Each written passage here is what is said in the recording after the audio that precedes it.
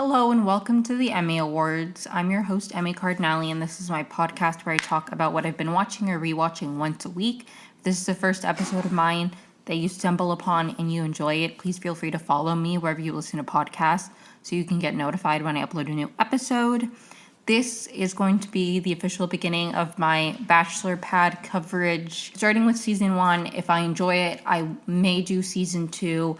I said last week that no shows that I watch are coming back anytime soon, and I completely forgot about the Sex Lives of College Girls, and I did do a deep dive on season 2, so I do think I want to do one for season 3, but I don't think I'm going to do week by week recaps, because there's probably only 10 episodes maybe, so I'll play it by ear, but I think I will just do what I did for season 2, and when the whole season's over, I'll do one episode about the entire thing, especially because the episodes tend to be shorter, the seasons tend to be shorter. I feel like having it in one episode will be better. For Bachelor Pad season 1, there are 6 episodes, so I am doing 2 episodes per week, and then I'll be done in 3 weeks. So this is my first week, and then 2 more episodes dedicated to Bachelor Pad season 1, and then maybe from there I can cover the Sex Lives of College Girls. I don't really know, but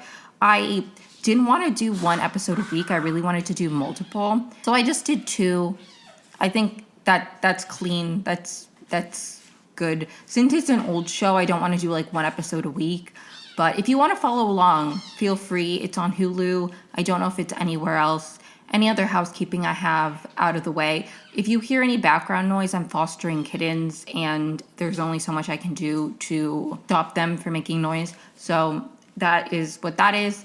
But yeah, timestamps will be in the description. I mean, I don't know why I said that. It's episodes 1 and 2.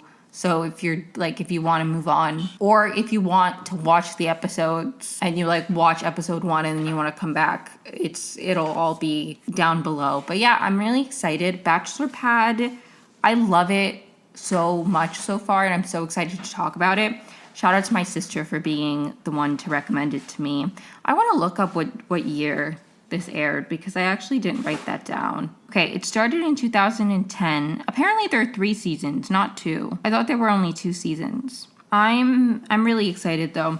So for the first episode, kind of the beginning is just introducing a bunch of people. I will be honest, this was before my time in Bachelor Nation, and I don't recognize any of them. Some of their faces look familiar, but I don't think I've seen any of their seasons all the way through. I will be honest, a lot of them were strangers to me. Tenley I recognized.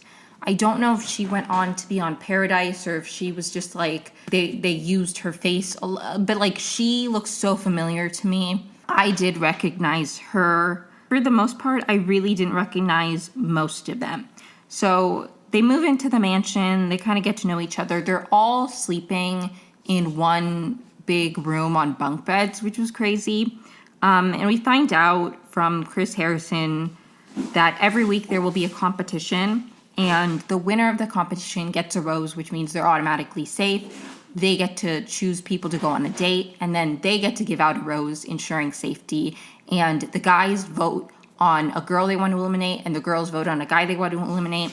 So every week, at least one guy and one girl will go home. I'm not sure if later in the season they start to send multiple people home. I've only watched 2 episodes, and so far, both rose ceremonies, it's been one girl and one guy that goes home. But I don't know if later in the season they'll do 2 girls and 2 guys go home. I don't know. We'll see. This is my first time watching it. But it's really interesting. And the reason I'm so excited to cover this is because it's such a different tonal, it's so different tonally than the way the Bachelor franchise is now, because there was money up for grabs. It wasn't just people it's okay if you're there purely strategically, and it's just really, really fascinating.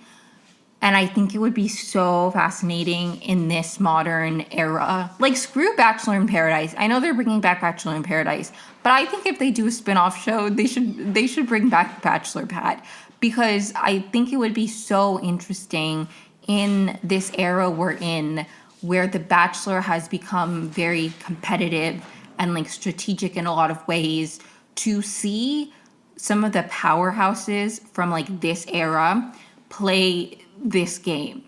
Like it would be so fascinating. It's so interesting too, because there is money, but there's also like love involved, because you go on dates and like maybe you'll get love and money, but at the end of the day, the rose is more than, like, the roses are different structurally than they are in regular Bachelor shows, because you don't give roses to people purely based on if you like them. You do it, there's strategy involved. It's so interesting. And if you are somebody who likes competitive reality TV, I do really, really recommend it. Like, I'm enjoying it so much. There are like cutthroat strategic players, and there's also like a level of the romance and people genuinely like developing feelings, and then like conflict. There's sides, there's alliances, there's relationships. I'm gonna get into it, but like I really do recommend it. It's been so good so far, and I'm so excited to see how the rest of the first season plays out, and maybe I'll cover the rest if I want to. Chris Harrison does tell them that there are more women to start because there have been more seasons of The Bachelor than there have been of The Bachelorette.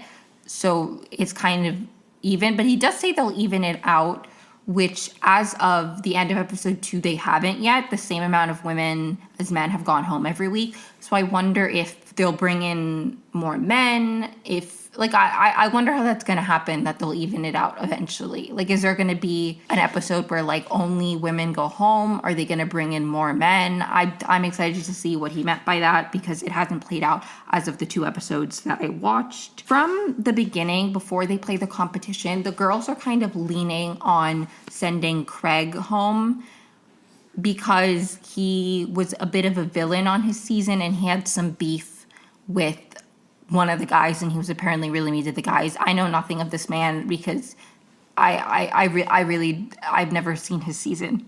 I have no idea what his history is, but they really do not like Craig. Craig is the first target of the women. They're like, if we can agree on somebody, let's agree on Craig. We also find out Melissa Rycroft, who, if you don't know, was originally, she got engaged to Jason Mesnick, and then Jason Mesnick switched, and now he is still with the woman he ended, like, he went his original second choice, but then he broke off the engagement. Anyways, there's a really iconic scene of Melissa saying, "I wish you'd just let me go."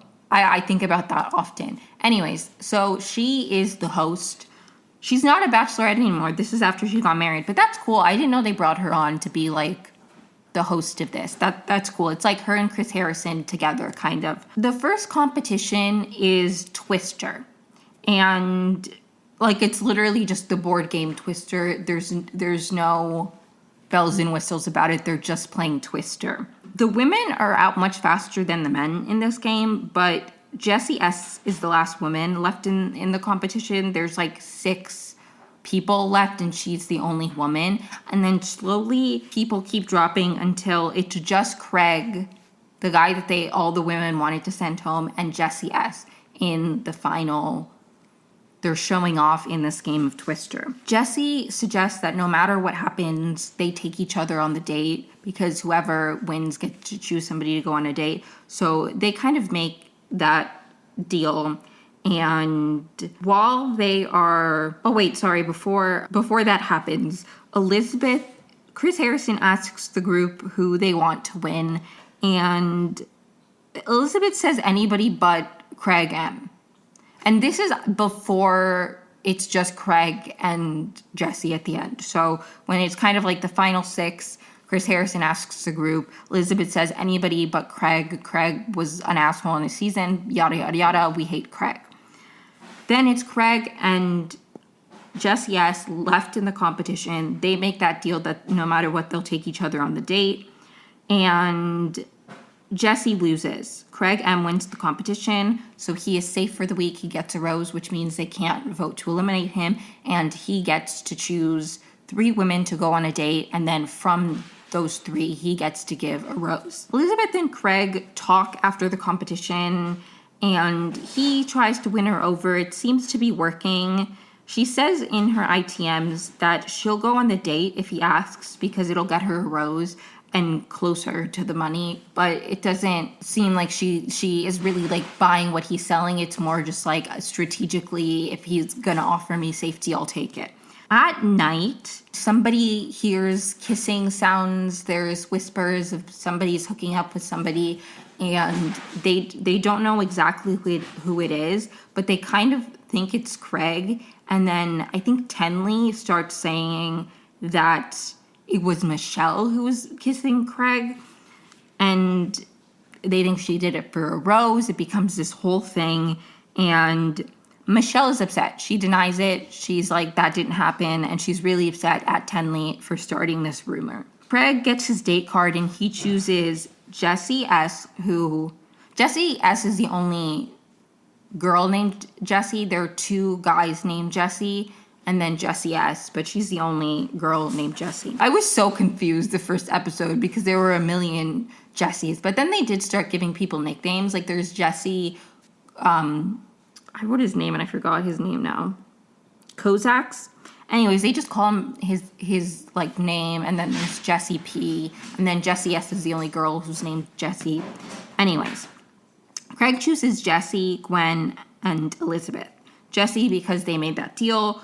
Gwen because she seems nice. I think Gwen, when they were meeting people, I didn't take enough notes. I was like, I don't know any of these people, so none of this means anything to me. But I think Gwen is from like one of the early seasons, and she there is one of the women, I think it was Gwen, who is a little bit older than the rest of them, and she was on like season 2 of The Bachelor. Like she's an OG. And she just didn't know anybody else. Because an interesting thing we learned in that getting to know each other scene is that there's a group of them that do know each other. There are like reunions, or back in the day, because I don't think this happens the same way now. I think social media changed a lot. And like after Paradise and spin-off shows, Bachelor Pad was the first spin-off show, and then Paradise came after. I think the nature and social media came very soon after Paradise, if not like hand in hand. It was all like rising at the same time. But I think the dynamic of alum has changed since then. But apparently in the early seasons, they had like reunions where they would like meet each other and stuff. So a lot of them had pre-existing relationships, even if it was just friendships or like being acquaintances, which was also something that felt very different to me than Bachelor in Paradise, because Bachelor in Paradise, despite the fact that a lot of them know each other, there's like often a weird dynamic of like, oh, if you know each other, if you don't know each other. Back in the day when Paradise first started, they weren't getting to know each other. Like you would show up on the beach and like there was no pre-existing relationship, and now a lot of them do have pre-existing relationships, and it's kind of like talked about weirdly. This was very interesting, and the way they talked about it. And I do think there's just something to be said about the fact that there is not this pressure of like being there for the right reasons or like any nefarious reasons, because at the end of the day, they're competing for money. So leading people on, or like all the things that are categorized very black and white as like wrong reasons versus right reasons, don't exist in this show. Like it's all gray, and it makes the interpersonal relationships that much more interesting, because there's a level of awareness that this isn't just a random experience where you're dating people. Like I think what is so difficult sometimes for me to like engage with in the Bachelor franchise is that there's no gray area. There's no acknowledgement of the fact that you can be open for a relationship and then also recognize that you're going on a TV show, and going on a TV show comes with certain aspects. Like you're not just meeting people on, this isn't like, and even like Love is Blind, they sell these things as like experiments and you have to be there for a relationship. And it's like, but this isn't like some random blind dating experience or like some speed dating experience or a group dating experience where that's what it is. You know, there is inherently a layer that is performative or that you were like, it's weird to me that it's become so black and white of like, if you acknowledge that you can gain followers from this, if you acknowledge that you can gain notoriety from being on TV, that somehow means that you completely are not interested in a relationship.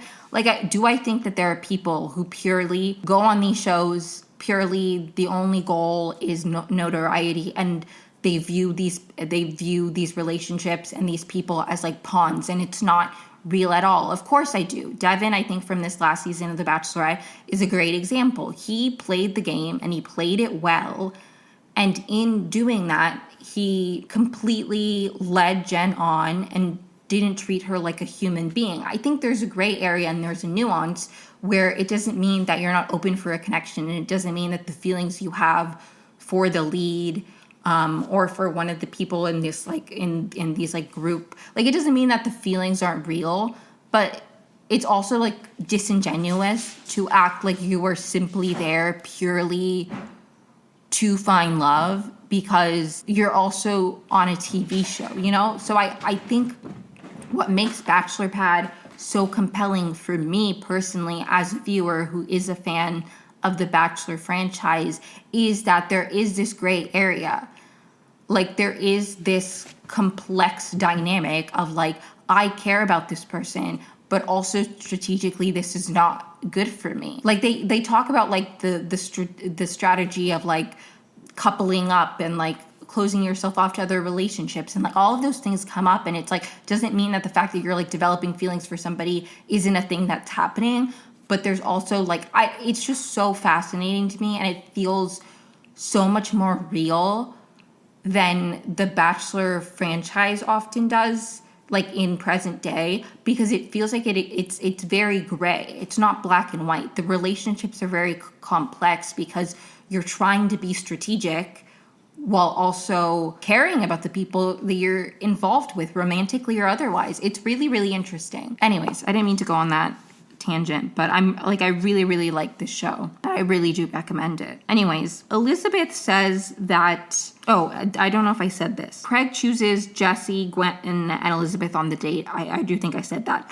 Elizabeth says that she will do whatever she needs to do for a rose. Like, she says that in her ITMs. The date is just like, they go to a beach. There's not much action in the date. I'm interested in, I haven't seen that many seasons of the dates now feel so much more exaggerated. Obviously this is different because it's like a spin-off, and there was no travel involved. Like, it was all in LA, and they do have some extravagant dates, but like this day portion, it was very much just like they're at a beach in LA. Like, it's nothing that crazy. Jessie says she won't kiss him just for the rose, and Elizabeth asks Jessie, because they were talking, if she's fine, if like Jessie will be mad at her if she does, and Jessie's like, I don't care.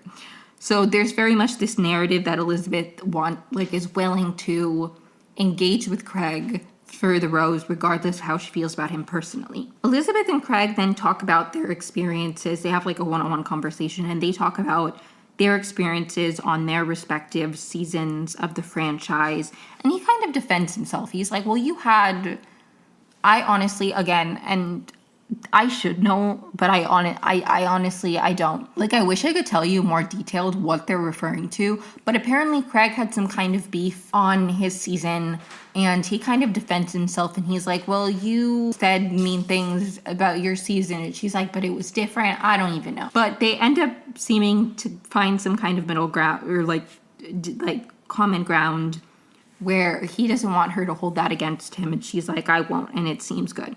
He says in his ITMs that he wants to kiss her, but they don't end up kissing. Craig and Jessie then have a conversation, and he says that he'd defend her if her name came up for elimination, which was nice. They kind of have like an alliance as of this point. Like, they're aligned. Like, he says he'll go to bat for her, and she says she'll go to bat for him. They kind of lock in with each other. Then back at the Bachelor Mansion, Jesse P, I think that's his last name, I don't know. There's Jesse K, which is Kovacs, and then there's Jesse S, who's the girl, and then I don't remember what the other male Jesse is called.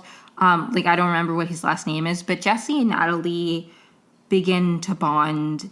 neither were really looking for love. They very much came thinking they'd play strategically, but they were open to it, and they're really bonding, and they begin a bit of a romance. She says she wanted to come solely for the money, but she can't help it. Like, now she's also interested in him, and she wants both, which, you know what? Power to you. Meanwhile, Juan is thinking very, very strategically. He wants to break up the couples. He's like, them being together just makes me want to break them up more. He very much says that he says at some point, if I had to choose between the love of my life or $250,000, I'm going to choose $250,000, which, you know what? I can't hate on him. And that is something that you could never see on The Bachelor. And obviously, like, the thing is, I recognize when I'm saying all of this that The Bachelor is not a game in the same way. But I just wish that there could be some kind of nuance where it's like, yes, I'm open to a relationship, but this is also a TV show. Like, why can't we acknowledge that without it being like, and I think what makes this so refreshing for me is like, it's built into it, the gray area. Because there are people playing for love and for money, you know? And that makes it so interesting and such a breath of fresh air, if that makes sense to people. Anyways, on the night portion of the date, they go to the Greek theater. It's like shut down and it's just them, and Craig has to choose one of the women, and then that person gets the rest of the date. He gives Jesse the rose. They have a private concert. Meanwhile, back at the mansion, Jesse K, which is Kovacs, he is playing strategically. He doesn't want to couple up. Him and Elizabeth have a bit of a flirtation going on, but he really doesn't want to couple up because he thinks that will, like, close off the possibilities. Like, he wants to be open to be able to date more of the women, or at least entertain more of the women, because the women decide if he is safe. And he's like, if I close myself off and I don't form other relationships, then, like, they'll be more willing to vote me out. So that's kind of what he's thinking. So he is not really interested in, like, really having any kind of solid official coupling with Elizabeth, because he thinks that will, like, kind of prevent him from forming other relationships and then put him in danger. She kind of threatens him a little bit and is like, well, I have all these girls who are on my side, and if you don't treat me well, like, I can get them to turn on you, which is kind of funny. Meanwhile, Michelle is upset that Tenley started the rumor that she was hooking up with Craig. She's, like, really upset. She pulls her into the bathroom, and we don't see the fight. It's like the door is closed, and, like, we hear rumblings in the background. Like, we hear rumblings, and there's, like closed captions on the screen with, like, some of what they're saying. But, like, Tenley leaves the bathroom distraught. She says Michelle yelled at her. From what we saw, obviously it was from a door, and, like, the sound was muffled. But, like, it didn't seem that crazy. And I'm not trying, like, if she felt really, like, upset, like, then I'm not trying to judge Tenley at all. But it did seem kind of like a very extreme reaction. I mean, I don't know. Maybe I've seen too many fights on reality TV. I'm like, it didn't seem that aggressive. But also, we didn't see it. Body language says a lot. Like, depending how close she was to her, how loud it actually was. I'm not trying to discount her feelings. Tenley, like, came out and it seemed like she had been, like, threatened or something was, like, really, really wrong. She was, like, very, very upset. Juan has a conversation with Nikki where he apologizes to her.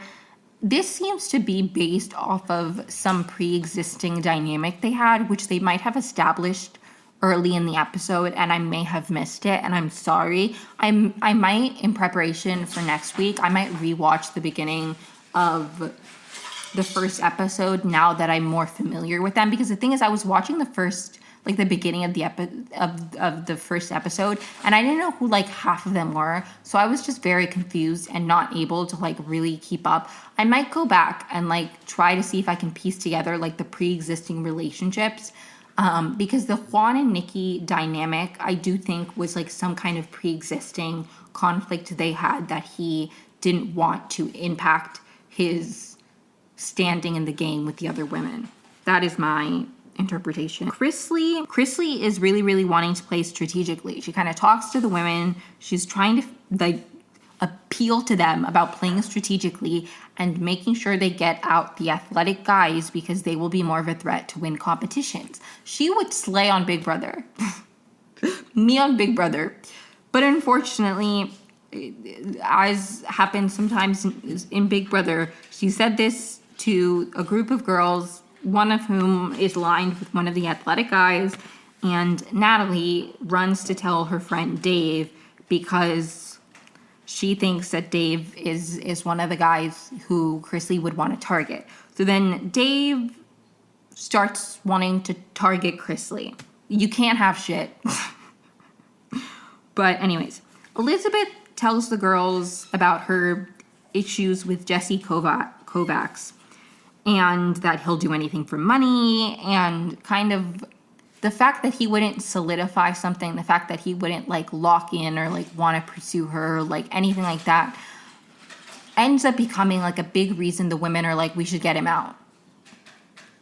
Because Elizabeth is aligned with a lot of the women, and she's kind of like not, because what he failed to realize is he thought he needed to leave his options open because that would better his chances of being in good standing. But what he failed to realize is that women, not all of them, but like a lot of the women, if they're friends with another woman, they don't want to keep a guy who is like entertaining multiple of them. Like they would rather, you are safer in the house if you are coupled up, because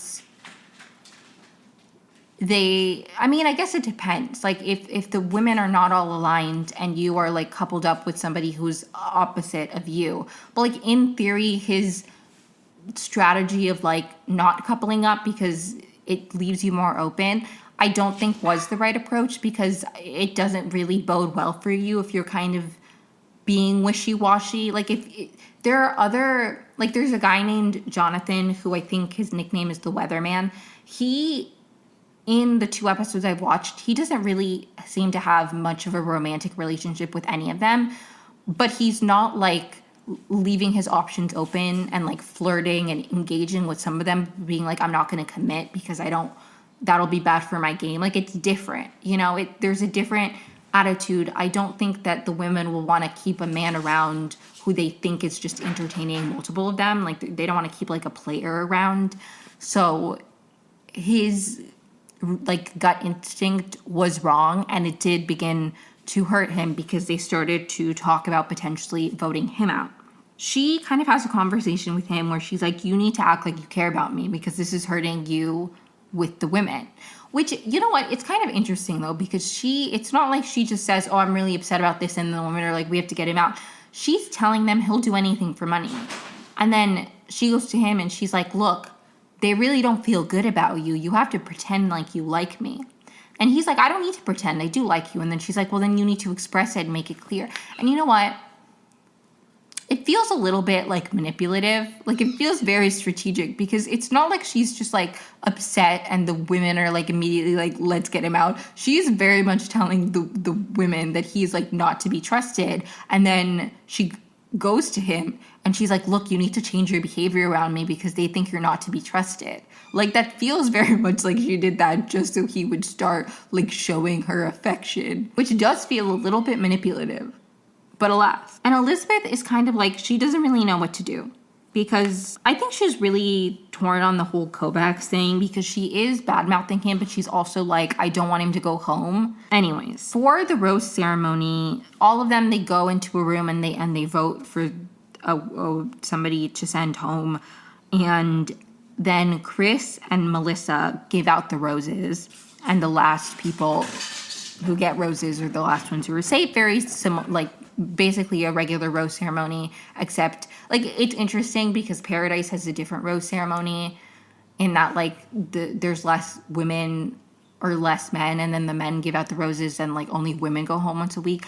This time it's like a woman and a man goes home every week, and they collectively decide, and then Chris and Melissa are the ones who give out the roses. Anyways, the last to receive roses are Chrisley and Kovacs, which means Michelle and Juan go home. Michelle went home because of the nail in the coffin regarding the whole Henley thing.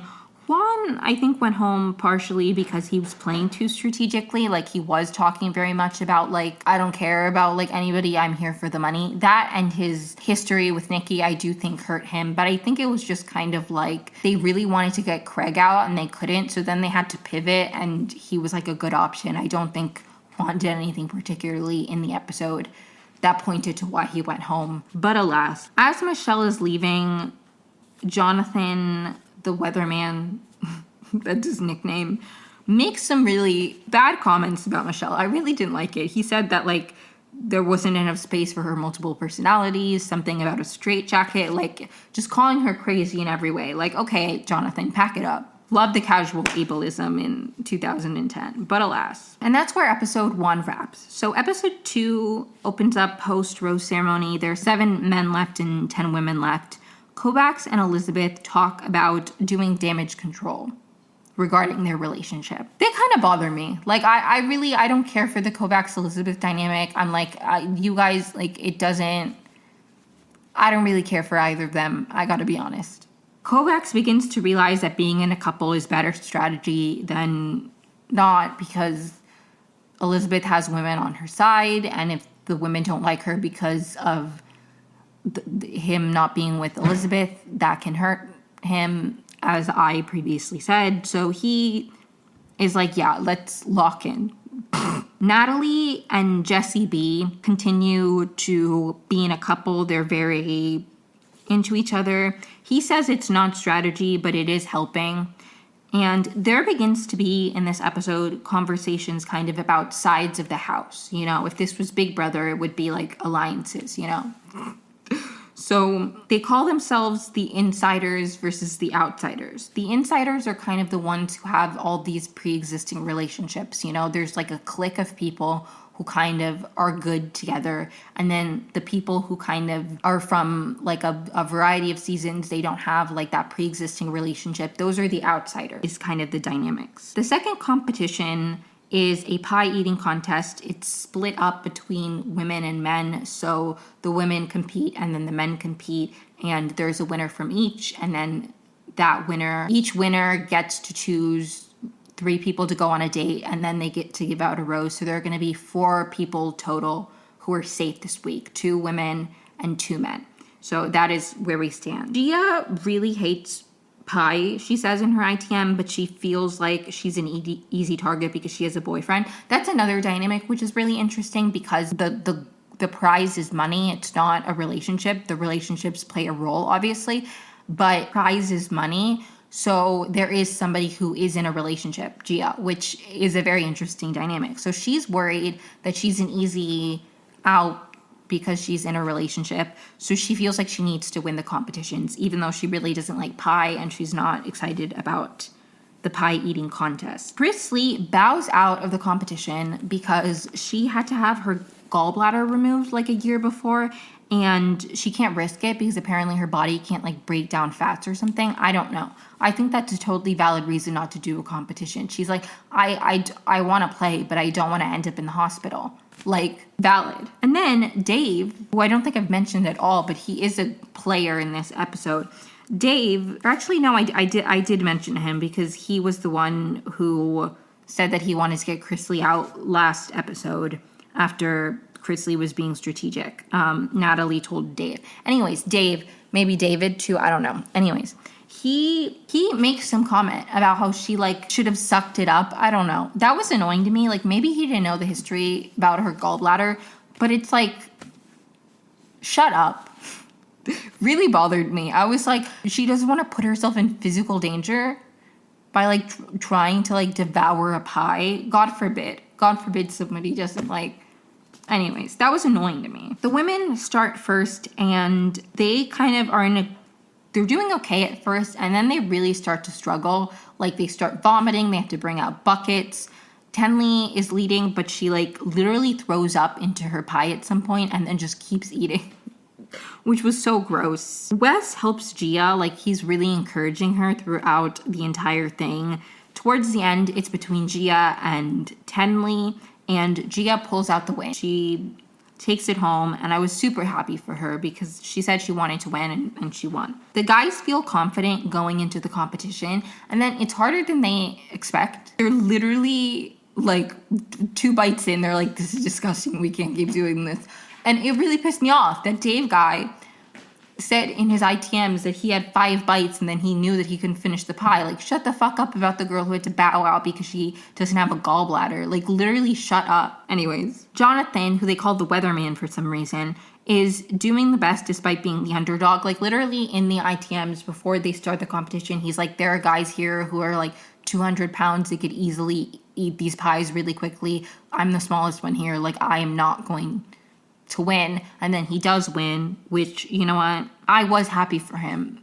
The ableist comment from the first episode I didn't like, but you know, I love an underdog, so congrats to him for winning. Jesse S and Craig are aligned, and he wants to go on a date so he can get the rose and be safe. They're kind of talking, and they're kind of, as I said for the first episode, they're aligned and they kind of strategize about what their game plan is. Then Gia and Jonathan strategize about who to keep and who to take on the date in order to then be able to give somebody a rose that would be smart strategically, because it's not just choosing who you want to go on a date.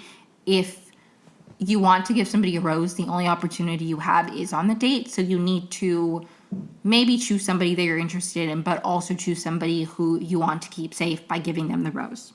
So they kind of figure out the numbers they have, the insiders versus the outsiders. They're in the outside, like they're outsiders, and they kind of talk about who they have to get, who are kind of like swing votes, in order to make sure that they don't lose their numbers and the people they want to send home go home, and they don't like get chipped off one by one. So that's kind of like their game plan. Jonathan's date is first, and he chooses Gwen, Peyton, and Ashley. Kovacs realizes, he says this in his ITMs, that Jonathan chose women who don't have like some kind of relationship, who are more kind of, again, able to be numbers. And he's like, I shouldn't underestimate him. Like, he's thinking strategically, which he is. And he's starting to see Jonathan as a strategic threat.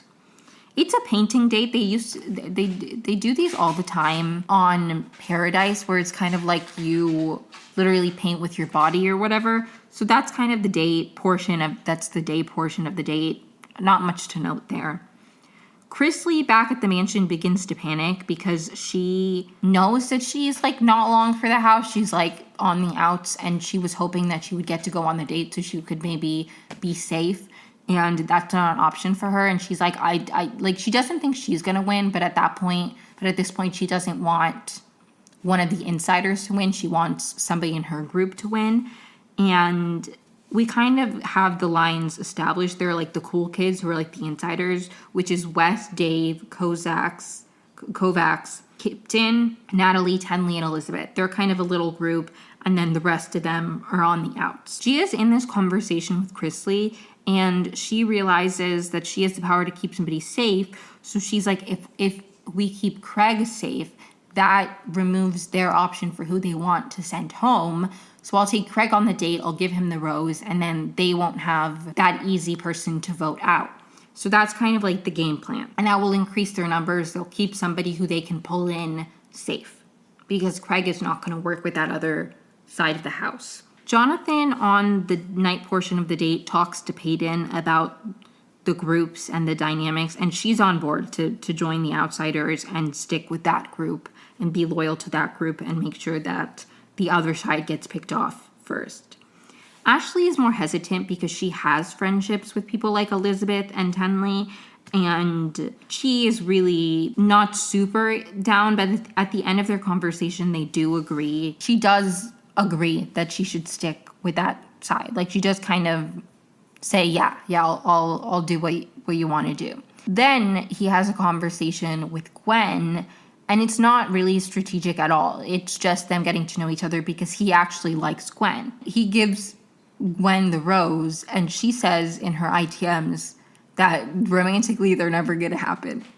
Meanwhile, Ashley, not getting the rose, begins to question her allegiance to Jonathan because she's like, he didn't give me the rose. I don't know what I'm going to do now, which is kind of funny. After the next day, after the date, Gia and Jonathan talk about like the state of the game, and he's like, okay, I have Ashley on board. I got Peyton on board. We're good. And she is like, you do not have Ashley. Ashley does not like you. Ashley's not going to vote with us. You do not have Ashley. Peyton is pulled in and she's like, yeah, no, she was lying to us last night. She's not on our side. So they begin to question, he begins to question Ashley's allegiance to him and to their group. Gia's date is next and she brings Wes and Craig. And then she announces that she doesn't know who she's going to bring as her third person. So she is just going to write all of the guys' names and pick their names out of a bowl. But she reveals in ITMs that the only name she wrote was Jesse Beck. Jesse B. Oh my God, that's his last name. Jesse B. Jesse Becks. She just wrote his name over and over and over again, and she picks his name. So those are the three that are going. Wes, Craig, and then Jesse B. Gia, going into the date, wants to be strategic. Jesse is like being very charming, but she doesn't want his charm to make her stray from her strategy. So after her conversation with Jesse, she's like still giving Craig the rose. Meanwhile, back at the mansion, Kovacs and Elizabeth hook up. He's kind of, they have like a tense conversation and then they hook up, and it's like, I really don't care about their dynamic, I have to be honest. Also, them hooking up is relevant for a thing later. I'm not just like, that's relevant because it causes a bit of tension later. I genuinely don't care about like the status of their relationship. It's annoying to me. But anyways, like it's just like I don't feel like they like each other. I don't feel like he likes her. I'm not invested. And not just because this is a Bachelor franchise show from 10 years ago. Not even 15 years ago, 14 years ago, and there's no way they're together. Not just because of that, but because it's like really annoying me. Anyways, alas. Then back on the date, Wes and Gia have a conversation, and he kind of like tells her she's amazing, he really likes her, he kind of confesses his feelings. She's conflicted because she really likes him too, and he's like such a good guy, but also she's in a relationship, and also she wants to give, like strategically, she's like, I need to give my rose to Craig. She's conflicted. Ultimately, she gives her rose to Wes, which puts a big old thorn in the plans of the outsiders for who they are going to send home, because Craig is now open for the insiders to get him out. Meanwhile, after the date, Jesse S and David kind of flirt, hook up. They just make out. They don't. And again, that's not relevant. But it kind of becomes a thing because Chris Lee starts to notice that Jessie S is kind of playing both sides, you know? And Jessie is, at least it seems, kind of consciously like leaving her options open, which I have nothing against. I love a floater on Big Brother. I play all the sides you need to play, girl. I don't care. However, Chris Lee rats her out to Kipton and is like, you can't trust Jessie S. And she kind of hopes that this will maybe get Jessie S to be the target instead of her. Jesse Beck, after the date, he ends things with Natalie. She's really upset. He says in his ITMs that like he liked her and he didn't mind them being grouped together, but they're on different sides and he kind of like doesn't want to be grouped with her, which is such an interesting dynamic. It's like, we're not in the same alliance, we can't continue this relationship because I don't want to be grouped with somebody I'm on the opposite sides with. Super fascinating. I thought that was so interesting. And again, it's what I was saying earlier about like the gray area where the relationship dynamics are influenced by the game, like they're impacted by the game. Their connection is halted a bit by the game dynamics and not wanting to stray from the side that you're on or be disloyal to the group that you're loyal to because of other motivations. Very interesting. Very, very interesting. The girls kind of talk out the way the votes are going to lie, and they think that the votes are going to be 50-50, are likely going to be 50-50 in terms of which guy they're voting out. Their side is going to vote Kipton out, and the other side is going to vote Craig out, and then Gia, if it's 50-50, the woman with the rose breaks the tie and vice versa. So Gia's like, worst case, it's 50-50 and I break the tie and I send Kipton home. Then they're all kind of gathered in the room together before the voting and the rose ceremony, and Chris Harrison checks in with the group, and it's super, super awkward. At some point, there's like a conversation about the different relationships, and Elizabeth says to Tenley, I don't really see the difference between my relationship with Kovacs and your relationship with, I don't even remember who, somebody who she's very close friends with. And she says, well, there's a physical difference. And it's kind of like awkward. And then Elizabeth is like, I feel kind of rude now. And then Tenley starts crying, which this is what made me kind of be like, I'm not trying to like discredit her feelings. And I'm a very emotional person, okay? This is not to like discount somebody's emotions. But like this reaction to like this kind of awkward moment made me really be like, how intense was Michelle really, or how much is it just like Tenley being really sensitive? And I'm not like shitting on her for being sensitive. It just like doesn't feel like, it feels a little bit confusing to me. I'm like, what do you mean that this interaction, if anything, Tenley was kind of rude to Elizabeth. Like they're talking about like their loyalties with people in the house, and Tenley's like, well, I'm not like hooking up with this person, is basically what she's saying. And then there's like an awkward pause. Elizabeth doesn't even say anything like angry back. And then Tenley's the one who starts crying. I found it kind of odd, but alas, let me move on. At some point, there's some vague stuff to be said about people having issues with each other. And Jessie S is like, if people have issues, they should just like go to each other. Like if somebody's saying something about me, I would want to know. And there's like an awkward moment where they zoom in on somebody who's kind of making a face like, yikes, this is awkward because people are saying things about Jessie S. And she's like literally basically on the chopping block, completely unbeknownst to her. Then Elizabeth talks to her little group and she says the insiders should stick together. Dave confronts Jessie S about her playing both sides. And she is kind of like, I'm not doing that. And she says in her ITMs, we're like guinea pigs here. As the game goes on, your strategies